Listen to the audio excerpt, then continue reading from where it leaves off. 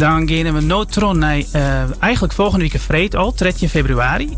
Dan is namelijk de Dutch Bryan Adams Band in Iduna in Drachten. En die had er een try-out. En wij hebben Johan, de leadzanger, in de studio. Welkom Johan. Ja, dank u wel. Je bent druk bezig met een try-out, denk ik? Ja, voor u is een hele bijzondere jongen wordt dat.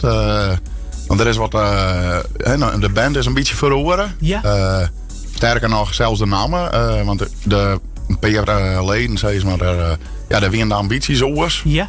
En toen had ik besloten met de toetsenist en de drummer om eerder te gaan onder de Dutch Bryan Adams. Dus Experience is eigenlijk buurs voortvallen. Ja. En daar ben 2 jaar geleden bijkwamen fantastisch goede muzikanten. Wat leuk, want je hebt dus als volgende week een try-out. Ja. Je bent eigenlijk nou landelijk bekend van de Battle of the Bands van SBS. De tribute. Ja, klopt. Om even helemaal naar het begin te gaan. Waar bist? Kist die voorstellen even? Hoe bist die? Nou ja, waar ben ik? Ik ben met mijn Johan al begonnen. Ik ben Johan de Haan. Ik kom officieel uit Jestermaar. Ja. Nou, uit Harkema. Harkema, ja. Je bloemt een beetje in de omgeving, hè? Ja. Dat is uw bodem en dat heb je nodig op een of andere manier. En dus hij is met Johan al begonnen? Ja, met mijn Johan ben ik begonnen in de muziek. Helemaal zelf ontwikkeld. Ik ga nooit lessen houden of wat dan ook. En wat dan? Gitaar of ik speel eerst gitaar en rond mijn 14e ben ik begonnen met zang. Ja. En mijn nader Bryan Adams die had een heel grote rol in spelen in die tijd. Dat vond ik een heel indrukwekkende zanger. En daar ben ik eigenlijk wat in teruggegaan. Alleen nog Bryan Adams lijkt bij mij altijd als een... daar oefen ik mee, maar dat weer net uitvoeren. Want in mijn tijd, dat klinkt misschien wat stom als jeugd zijnde... Bryan Adams weer een beetje van de softies. En ik zie dat in de Guns N' Roses en dat koe nog al je krijgt. Ja. Dus, maar ja, goed, op latere leeftijd. Ja, Bryan Adams, heel toevallig had ik die jongens ontmoet. Die dat bandje hingen. En die zagen nog een zanger. De wie een bandje die wie al met Bryan Adams bezig? Ja, die zag nog een zanger. En ik denk, nou ja, ik hier nooit een ambitie om een tributeband te beginnen.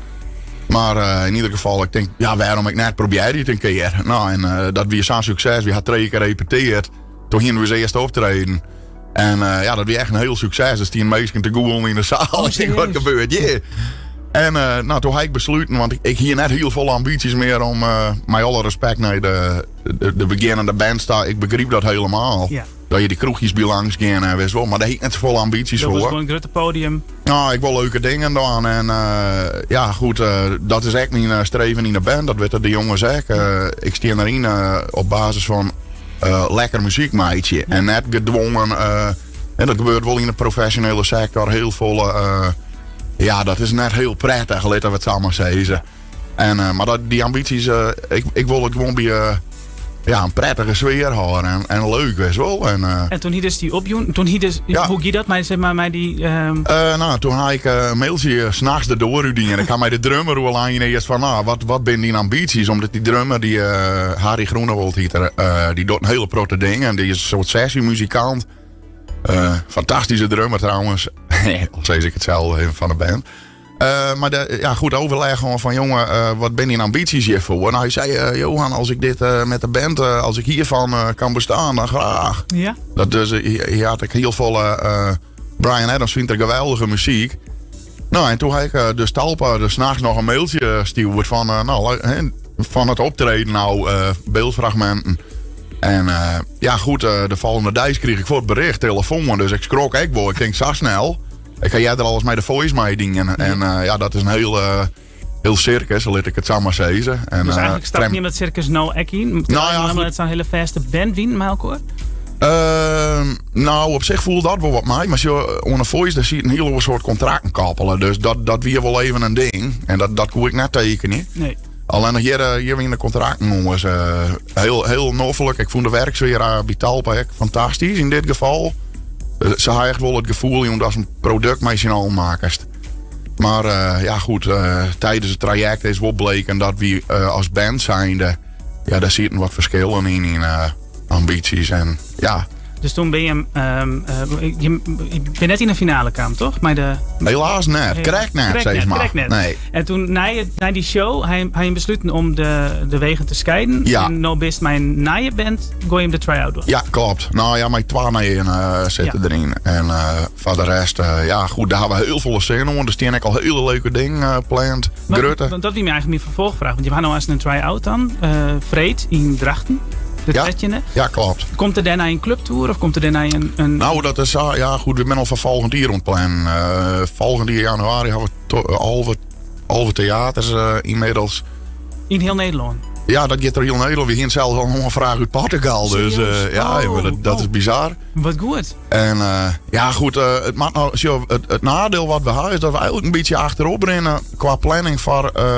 de meeste festivals ben al volboekt. Ja.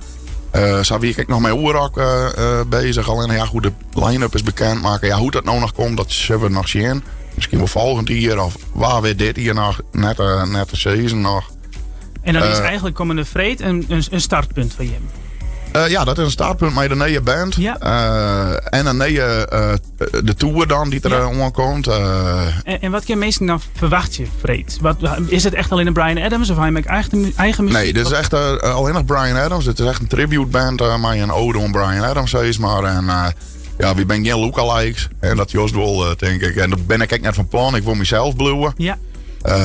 Ik denk dat dat echt de kracht is die we hebben. Ja, want ik lees dat nog op je site. Je hebt een nieuwsbericht. Ik hier daar een beetje op lezen. En daar stond op dat je bent net een imitatieband. Nee. Je hebt wel echt je eigen geluid. Jarrelitten. Ja. Kun je een beetje vertellen wat dat geluid is? Is dat... Nou ja, goed, het is echt wel... het klinkt wel als Bryan Adams natuurlijk. Maar ja, goed, deze jongens, het zijn al hier topmuzikanten, laat ik het zo zeggen. Er zit iemand bij die het hoogste afgestudeerd was, maar kist in de muziek. En ja, die jongens die zitten gewoon vol, die vinden het geweldig om te doen natuurlijk. En ik, ja goed, wie ben als muzikanten zitten we daar net om in je te doen. Alleen nog als muzikanten het lekker invullen. Wie maakt de muziek van Bryan Adams? Ja. Ja, mij een passie. Superleuk. Ja. En binnen alle kaarten nog iets verkocht van Vreed? Nog net helemaal, maar het spant erom. En dus, kun je meestal nog kaarten krijgen? Op de website van Iduna. Op de website van Iduna. Ja. En mijn laatste vraag je eigenlijk. Wat zou je zeggen dat Bryan Adams nog Vreed in de zaal zit te zoeken? Aan het eind van de joenen. Nou, hartstikke leuk. Wat zou het Tjendai zeggen, Matte? Wat zou het grootste compliment wezen wat het Tjendai zeggen? Nou, dat er onder de indruk is. Dat is het mooiste natuurlijk. En, maar goed, daar doen we het ook van. Voor iedereen. Ten eerste, we zitten daar voor uzelf. Omdat we mooi vinden om muziek te maken. En als dan hoor daarvan geniet. Ja, dan haast een win-win situatie. Een win-win situatie. Ja. Super. Ja. Hey, heel erg bedankt voor die komst naar de studio. Ja. Hele volle succes, Vreed. En mij de komende agenda dan natuurlijk. Ja, dank u wel. En een goed weekend. Dankjewel. Ja, dank u wel. Je merkt.